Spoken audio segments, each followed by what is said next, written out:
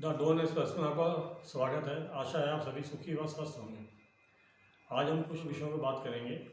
अभी कुछ दिन पहले सरकार ने बचत योजनाओं पर ब्याज दर कम करने का एक ऐसा फैसला लिया था जिसे 24 घंटे से भी कम समय में वापस लेने की घोषणा वित्त मंत्री को करनी पड़ी।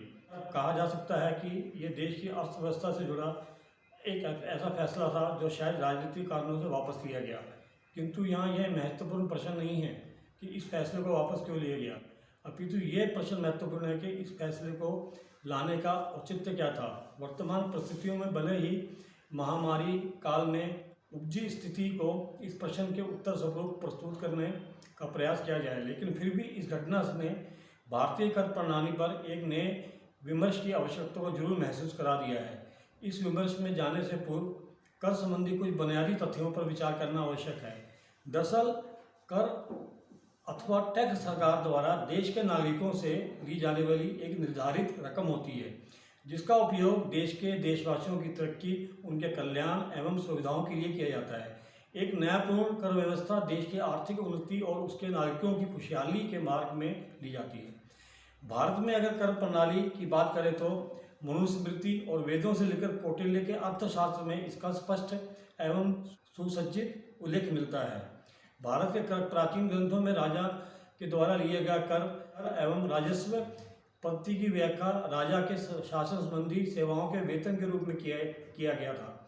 वैदिक काल में भी ग्रामवासियों द्वारा कृषि एवं पशु संपत्ति पर एक निर्धारित राशि बलि के रूप में चुकाई जाती थी।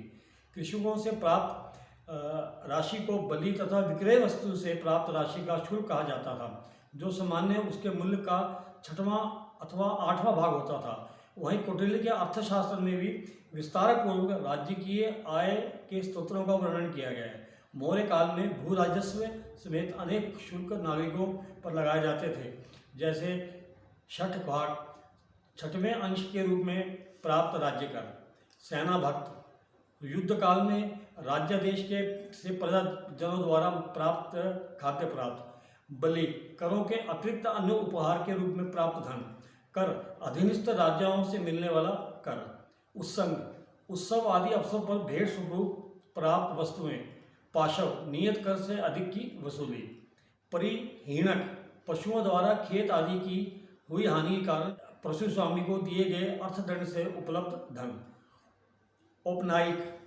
राजा को उपहार से प्राप्त धन, कोष्ठयक, खुदाई से सहसा प्राप्त धन। करों की इतनी भर्ज व्यवस्था करने के बाद करों के साथ साथ कौटिल्य ने राजा और प्रजा दोनों के लिए यह भी स्पष्ट किया है कि राज्य कर आदि का अधिकारी है तो प्रजा के प्रति उसके कर्तव्य भी हैं, पर प्रजा कर देने के लिए कर्तव्यबद्ध है तो उसके अधिकार भी हैं। अगर राजा कर लेने के बाद अपने कर्तव्यों को ठीक से निर्वहन नहीं करता तो प्रजा उसके प्रति अपनी निष्ठा छोड़ सकती है। मध्यकालीन भारत में विभिन्न रियासतों का वर्चस्व था जो अपने हिसाब से प्रजा से कर लेती थी। सल्तनत काल से लेकर मुगल काल में ये कर 6वें हिस्से के से बढ़कर आरे के आधे हिस्से तक पहुंच गया था। आधुनिक भारत में आयकर प्रणाली 1957 के विद्रोह के बाद ब्रिटिश सरकार पर आए वित्तीय संकट के कारण 1860 में द्वारा व अंग्रेजों द्वारा लगाई गई। मजेदार बात यह है कि भारत के कालीन ब्रिटिश वित्त मंत्री जेम्स विल्सन ने भी आयकर की शुरुआत पर करते हुए मन्नू को उद्धृत किया था। 1886 में भारत में इनकम टैक्स एक्ट पास हुआ था, जब से उसमें कई बार बदलाव किए हैं। प्रथम विश्व युद्ध के पश्चात 1918 में, फिर 1922 में नया एक्ट लगाया गया। स्वतंत्र भारत में वर्तमान में जो आयकर कानून चल रहा है वो 1 अप्रैल 1962 को लागू किया गया था। भारत में 2 प्रकार के कर लिए जाते हैं, प्रत्यक्ष और अप्रत्यक्ष कर।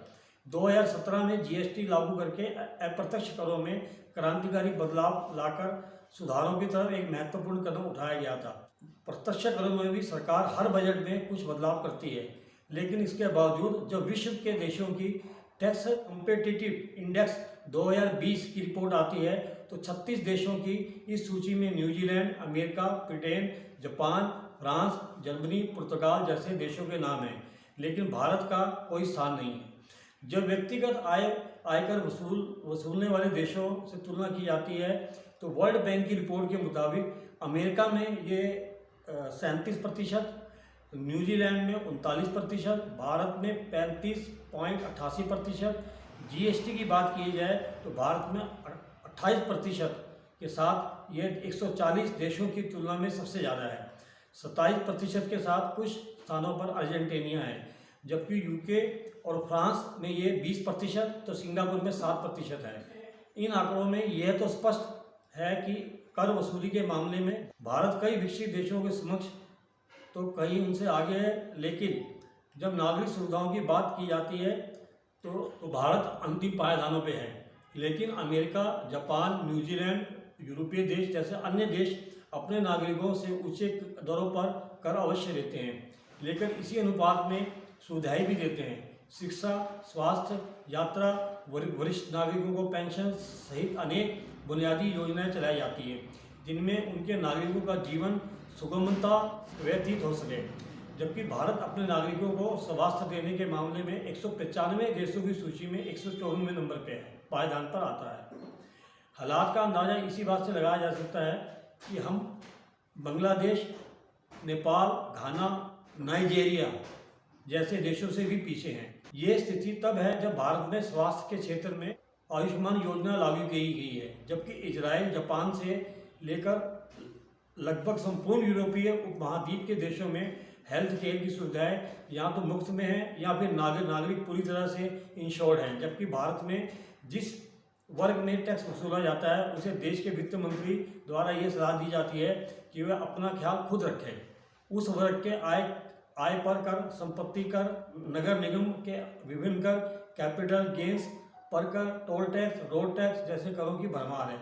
इसमें भी चिंताजनक बात यह है कि भारत की जनसंख्या के लगभग 1% लोग ही आयकर देते हैं, लेकिन अप्रत्यक्ष करों के रूप में माचिस जैसे छोटी वस्तु से लेकर वॉशिंग मशीन या गाड़ियों जैसी लग्जरी वस्तुओं की खरीद पर देश का हर नागरिक अपना योगदान देता है। पेट्रोल, शराब, गुटखा जैसी वस्तुओं को तो सरकार की आय का मुख्य स्रोत है। इन परिस्थितियों में जब बचत खातों पर मिलने वाले ब्याज दर कम करने का फैसला सरकार की ओर से लिया जाता है तो वर्तमान में भले ही वापस ले लिया गया हो, लेकिन कुछ समय बाद उसे फिर से लागू करने का प्रयास किया जाए, इससे इनकार नहीं किया जा सकता। ऐसे फैसले लेते समय सरकार को ध्यान रखना चाहिए कि इन बचत खातों में अधिकतम मध्य वर्ग ही निवेश करता है। यही बचत उनके बुढ़ापे या बुरे समय में पूंजी होती है, क्योंकि उसके बुढ़ापे के लिए सरकार की तरफ से ना तो कोई पेंशन योजना है, ना ही उसकी बीमारी के लिए आयुष्मान योजना है। अपनी ही बचत से वह अपना और अपने परिवार का भविष्य सुरक्षित करता है। उन्हीं बचत योजनाओं पर सरकार जैसे खास तौर पे महामारी काल में उन परिवारों और बुजुर्गों के लिए भी किसी वज्रपात से कम नहीं है, जिसकी आय का एकमात्र साधन यही योजनाएं हैं।